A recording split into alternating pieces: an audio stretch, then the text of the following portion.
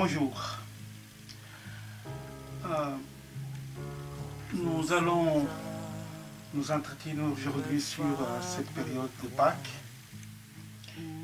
Pour cela, nous allons introduire cet entretien par 3 passages bibliques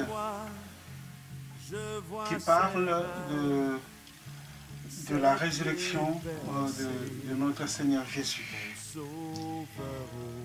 Nous allons commencer par lire dans l'évangile de Luc, chapitre 24, 3 à 6. Luc 24, 3 à 6.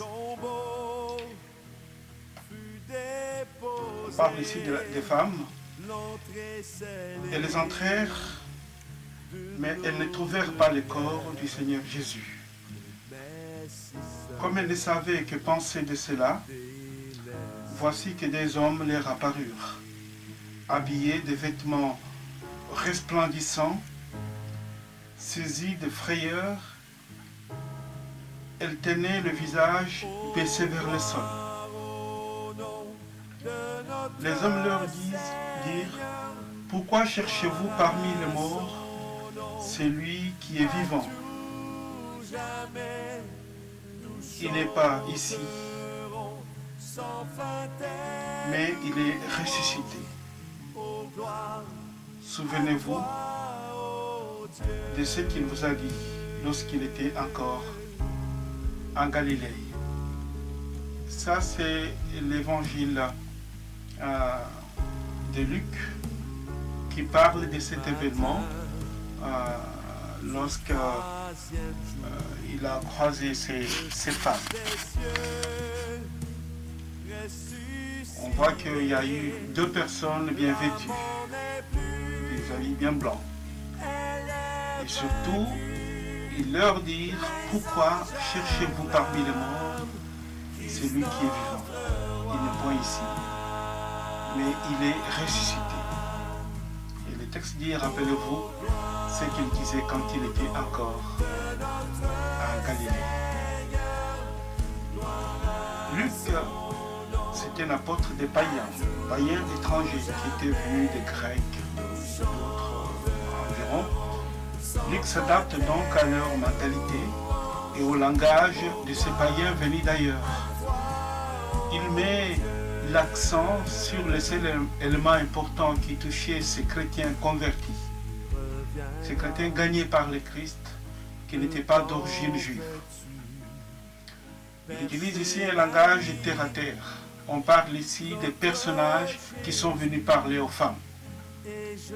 Luc était à son époque un médecin légiste, donc la position du corps des morts est bien importante, bien examinée. Il parle des femmes qui sont entrées dans le tombeau et constater l'absence du corps.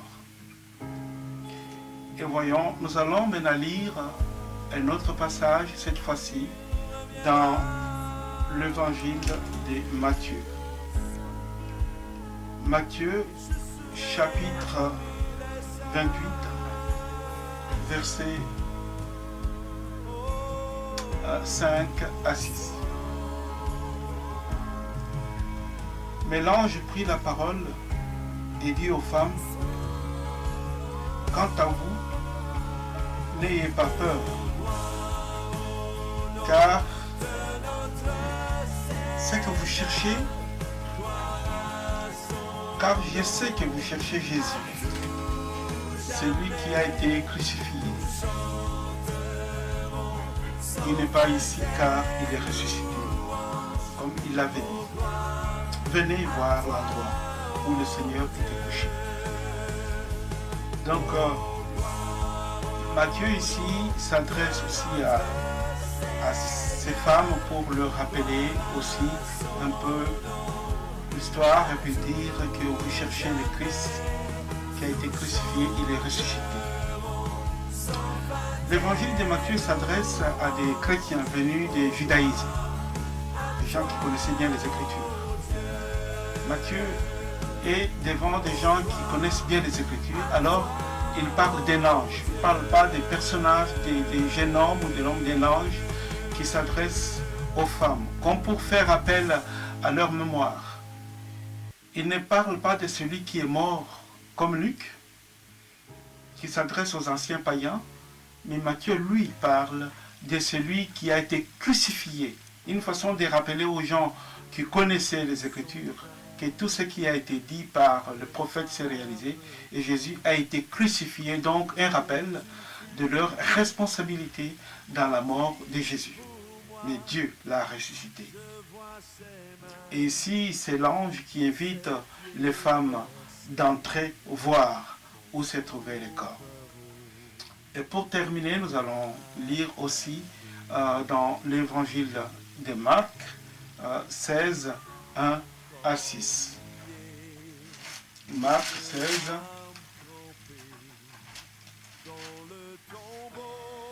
versets 1 à 6. Lorsque le sabbat fut passé,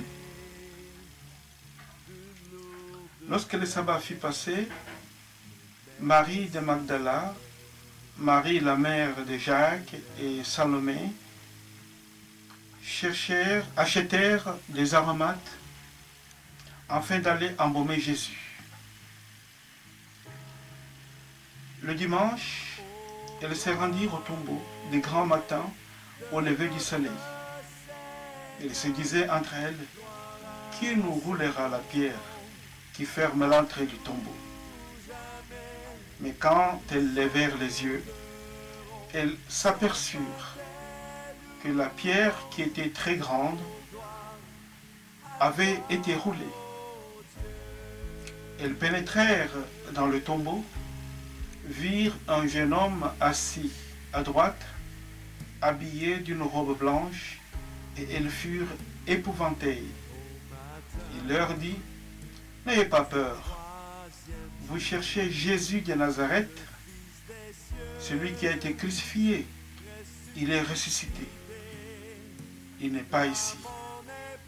Voici l'endroit où il a été déposé. Donc ça c'est Marc qui s'adresse aussi ici à ces femmes qui entrent dans le sépulcre et virent un jeune homme qui était assis à droite, vêtu d'une robe blanche, et ils furent épouvantés. Il leur dit, ne les épouvantez pas. Vous cherchez Jésus de Nazareth. Il insiste sur un indice qui a été ressuscité. Il est ressuscité, il n'est pas ici. Voici le lieu où on l'a vu. Marc s'adresse à des païens d'origine juive. On va trouver quelques similitudes avec la communauté de Luc, cette communauté de païens aussi, mais non juifs. Ces femmes savaient la rigueur de l'autorité romaine. Elles pensaient comment faire, elles se disaient comment faire pour la pierre placée à l'entrée du tombeau. Mais heureusement, la pierre a déjà été déplacée. Comme chez Luc, elles sont entrées et c'est à l'intérieur qu'elles vont trouver un homme. Encore ici, pas comme Luc, Marc ne parle pas de l'ange, mais d'un jeune homme. Marc, comme Luc, parle de la qualité aussi des habits portés, blancs. Luc, lui, a parlé des habits brillants, donc blancs. Et Marc rejoint Matthieu dans son texte en parlant de les crucifiés, comme pour souligner que cette crucifixion relève aussi de la responsabilité du peuple d'Israël qui n'a pas reconnu Jésus comme Messie selon les Écritures. Marc ajoute en parlant de Jésus de Nazareth. Donc celui qui a vécu avec vous, venu de Dieu, mais vous n'avez pas cru en lui. Donc dans ces trois évangiles synoptiques, les chrétiens originaires d'Israël qu'on trouve dans Matthieu et dans Marc, et ceux de Luc qui sont venus d'ailleurs, et nous aussi aujourd'hui, tous nous sommes rassemblés, unis autour de la croix et relevés dans la résurrection et la grâce de Jésus-Christ, notre Seigneur et Sauveur. Donc j'ai essayé d'entrer dans ces 3 passages pour qu'on se situe un peu. La célébration de la fête de Pâques est une occasion pour nous chrétiens de réactiver notre foi. Car ici, nous nous rappelons du sacrifice ultime de Jésus-Christ, notre Seigneur. Il a donné sa vie pour que nous puissions vivre. La résurrection du Christ est l'accomplissement des promesses faites par Dieu à son peuple. C'est pourquoi la fête de Pâques est le moment important dans la vie de tout chrétien. Ces jours devraient être aussi le jour de joie, pendant lequel nos familles vivraient dans la joie, dans le pardon, dans la totale reconnaissance de ce que Dieu a fait pour nous. En effet, par la mort et la résurrection de Jésus, nous avons été réconciliés à Dieu.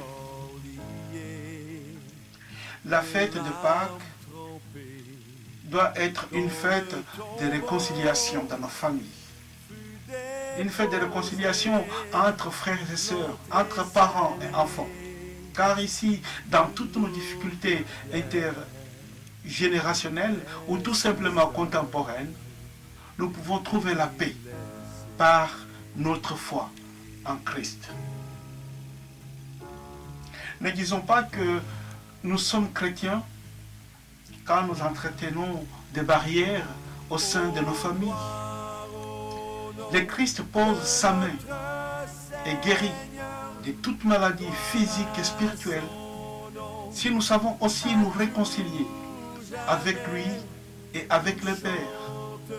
C'est-à-dire vivre l'amour qu'il portait et qu'il porte encore pour chacun, chacune de nous. Bien-aimés, si le monde est arrivé au point de ne plus contrôler même ses propres bactéries créées dans son laboratoire, au point de laisser mourir nos frères et sœurs avec des calamités telles que Ebola, coronavirus, c'est puisque l'homme, au centre de sa folie et de son égoïsme, est submergé d'une folie de grandeur et d'une recherche permanente d'un complexe de supériorité. Dans le petite échelle, ce manque de contrôle sur l'égoïsme, cette folie de grandeur en nous pousse à la séparation, à la division et à une totale destruction de nos relations naturelles. Dans les rues de Jérusalem, le matin de Pâques, on se salue par « Il est ressuscité ». Il est vraiment ressuscité. Vivons aussi en permanence avec cette résurrection en nous pour que Pâques puisse réellement nous rappeler que le Père a fait un sacrifice en livrant son Fils à la mort dans le tourment de ce monde et que le Fils a fait un sacrifice en se donnant à notre place. Et nous, que faisons-nous pour nos frères et sœurs, pour que nos cris élevés au ressuscité puissent toucher son cœur, afin que nous soyons relevés dans tout ce qui nous garde courbés, dans notre santé et dans notre vie de tous les jours. Jésus disait aux femmes venues à son tombeau, « Pourquoi cherchez-vous les vivants parmi les morts ?» Il n'est pas ici, c'est l'ange qui parle, en fait c'est Jésus qui était là. Il est ressuscité. Jésus est vivant. Mais ne restons pas aveugles par nos tristesses. Ne restons pas aveugles par nos douleurs, par nos difficultés. Ne restons pas aveugles par nos haines, nos révoltes, et ne pas voir la main de la réconciliation qui nous est tendue par Christ au travers de sa victoire sur la mort. En effet, bien-aimé Pâques, c'est Dieu qui oublie nos rébellions, Dieu qui oublie nos attitudes, quelquefois violentes envers lui, et envers notre prochain. Et ici, il nous tend la main. Dans la célébration de Pâques, nous pensons à notre passage de la mort à la vie. Christ, non seulement nous sauve du péché, mais nous appelle aussi à la vie éternelle. Nous avons tendance à penser que nous sommes seuls. Je suis seul et non compris. Sachant que le Seigneur a créé entre nous un lien. Il s'est posé un dénominateur commun, un cordon qui nous lie non seulement à lui, mais aussi au Père, afin que ceux qui sont réellement en lui soient attachés à ces cordons qui nous lient tous entre nous et en lui. Par la prière et par les outils informatiques qui existent, car Dieu a donné la sagesse à l'homme de le mettre en place. La distance des milliers de kilomètres qui séparent certains d'entre nous, qui nous séparent les uns les autres, cette distance est réduite à quelques centimètres. Nous pouvons donc encore non seulement nous écouter, mais nous regarder et nous parler. Donc supprimer ainsi les murs des barrières que Satan a érigées dans nos familles, dans nos amitiés, dans nos communautés. Pâques, pour nous chrétiens, est une nouvelle année qui commence, une année de grâce, car nous sommes réconciliés et avec le Père en Christ et avec nos proches en famille biologique et dans l'Église. Car sinon, comment peux-tu dire que tu es réconcilié avec Dieu pendant que tu es encore incapable de te réconcilier avec ton semblable, en famille ou ailleurs? Bien-aimés, méditez cet échange et pensez-y, parce que Pâques, c'est Dieu en nous, Dieu avec nous.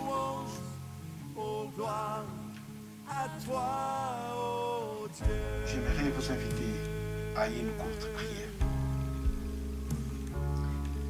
Seigneur, en ces moments de Pâques, nous venons, Seigneur, nous unir à toi. Nous venons, Seigneur, penser à tout ce que tu as fait pour nous. Nous venons, Seigneur, te demander à ce que toi, tu nous renouvelles pour que nous puissions porter cet amour initial que tu as toi-même déjà placé en nous parce que tu nous as aimés le premier.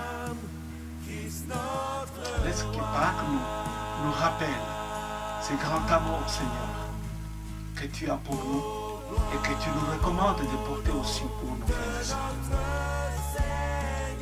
Pâques, un jour de joie, Seigneur, nous aimerions que tu sois la seule lumière, Seigneur, qui nous précède dans toutes nos entreprises, dans toutes nos activités. Seigneur, particulièrement dans toutes nos familles. Pâques, le moment, Seigneur, de trouver, Seigneur, cette unité en toi. Nous avons des familles divisées, des familles séparées. Alors que toi, tu as donné ta vie, Seigneur, pour que nous puissions tous nous rapprocher de toi. Nous te bénissons, Seigneur, pour ta présence qui nous fait du bien, qui nous renouvelle. Mais nous te prions surtout que ta présence, Seigneur, vienne nous remettre à jour par rapport à ton amour. Pour que nos familles soient les familles où il y a beaucoup de joie et non des divisions, non des séparations. Parce que nous ne considérons pas comme une renaissance, un nouveau départ avec toi.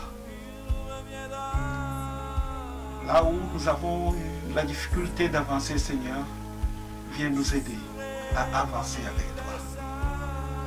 Là où nous avons eu les difficultés à comprendre certaines choses, là où nous avons eu des barrières dans le cœur par rapport à nous-mêmes, par rapport à nos frères et sœurs, par rapport à nos familles, par rapport, Seigneur, à nos collègues du travail.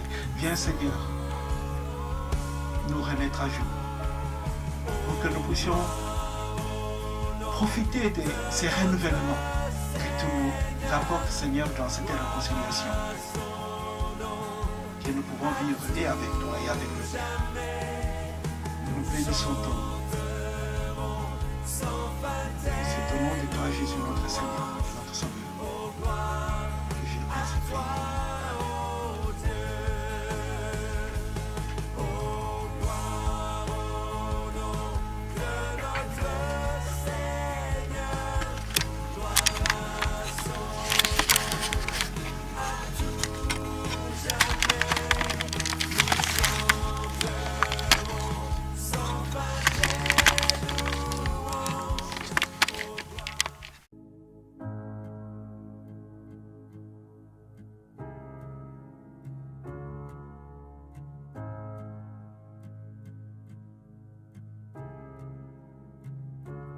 Je songe à l'infâme croix où Jésus fut meurtri pour moi. Je vois ses mains, ses pieds percés, mon sauveur au bois attaché.